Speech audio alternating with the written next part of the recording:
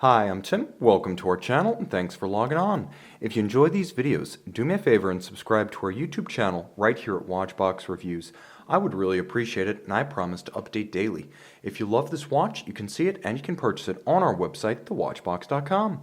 And today we are discussing what might best be described as an FP Journe Chronometre Resonance 1.5. After the brass calibers, but before the asymmetrical dials, this is a 40mm platinum resonance chronometer as constructed by FP Journe to the principles pioneered by Untitled Chapter. The timepiece, 40mm, quite slim at 9.2mm thick on my 16cm circumference wrist, wears quite well. It's compact from lug to lug, though a 40 it's only 48mm of lug to lug, so especially considering the shape of the lugs, which tuck down tightly, it fits well on a smaller wrist. I would recommend it for wrists as small as 14cm circumference. The spacing between the lugs is a very standard 20mm, so many straps will fit, but the factory strap is well chosen and properly sized with a thoughtful arrangement of curved or semi-curved spring bar that allows the system to be quite close drilled. The lugs are drilled close to the case, and because of the curved spring bar, there's no encumbrance or restriction of motion of the strap. You can pull it straight down around the tight curve of a small wrist. Moreover, it features pull-tab spring bars, so you can quickly and easily remove a strap if you want to clean between the lugs or swap out. You'll note that the FP Journe factory strap is alligator, large rectangular scale on the top, monotone stitch, folded edge, small scale alligator on the bottom for long-wearing durability. It makes it a little bit more expensive, but also longer lasting. FP Journe factory platinum pin buckle, small, properly matched the case material, handsome, but otherwise just a thoughtful flourish on a watch that is all about its movement. Let's start with the case though. First things first. You can see it's the characteristic FP Journe sandwich style construction, whereby a case back, a mid case, and a bezel are joined together with a little bit of overlap of the bezel and the case back that helps to sharply define a thin and fluid mid case.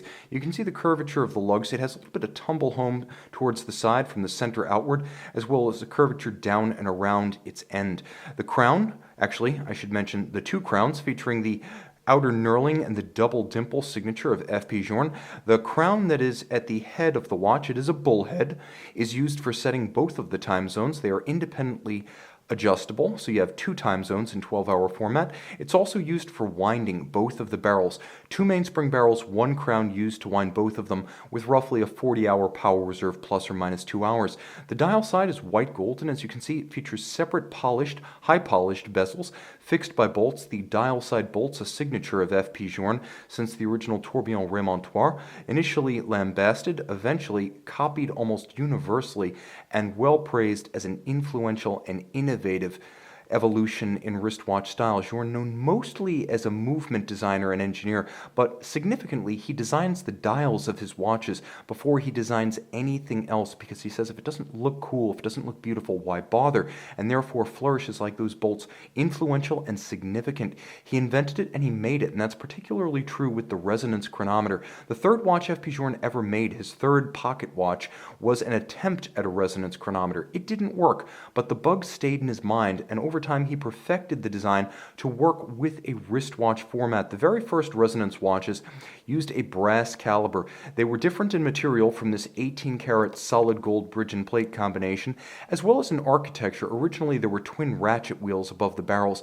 You can actually see the pivots for the barrel arbors, the bridge at the top in full gold, taking the place of what was formerly a visible component of the power source with the ratchet wheels. You can see that there is a small click spring just beneath the crown itself, and then you can see the power transmission from the now hidden barrels through two separate drivetrains, two separate escapements, both beating away at 21,600 vibrations per hour, driving free-sprung, oversized balance wheels with a inertia of 10.10 milligrams per centimeter squared, which is to say this is not a high beat watch, but it's a precise watch in the face of bumps and shocks on the wrist because of its resonance effect, as well as the huge inertia of these balances. Now you can see that they are free sprung, so they can take adjustment in 6 positions, one more than a standard chronometer.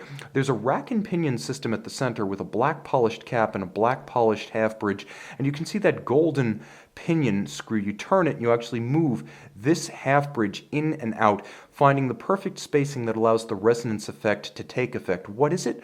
Well, there's a small amount of parasitic loss from the balance as well as the escapement, and that radiating energy like pendulums set in proximity, will cause these two balances to self-regulate and synchronize. So if one is running too fast, the other will slow it down. If it's running too slow, the other will speed it up. It does take about 7 to 10 minutes for the effect to gain purchase on the watch. So you can help to synchronize the seconds displays once the watch is running in full resonating mode by using this adjustment system at 4 o'clock that synchronizes the two. You can see how both are zeroed and synchronized when I pull the crown down at 4 o'clock. That is the purpose of that particular crown. The watch featuring beautiful biomorphic flared Journe style hands for the hours, minutes, as well as the power reserve with a counterweighted needle style seconds hand, twin railroad tracks for minutes, twin railroad tracks for seconds, a gorgeous and traditionally arrayed set of dials on a most untraditional and innovative watch. You'll note mirrored anglage on the edge of the bridges, black polished screw heads with chamfered slots, and there is a perlage across the base plate with perfectly aligned Côte de Genève waves. Rather than vertical, horizontal across the movement, a handsome and innovative watch aesthetically and technically. This is the FP Journe Chronometre Resonance, as I call it, the 1.5, the version of the watch made between the arrival of rose gold movements in mid-2004 and the retirement of this symmetrical dial in late 2009. You can see this one in 40mm platinum and make it yours on the watch box.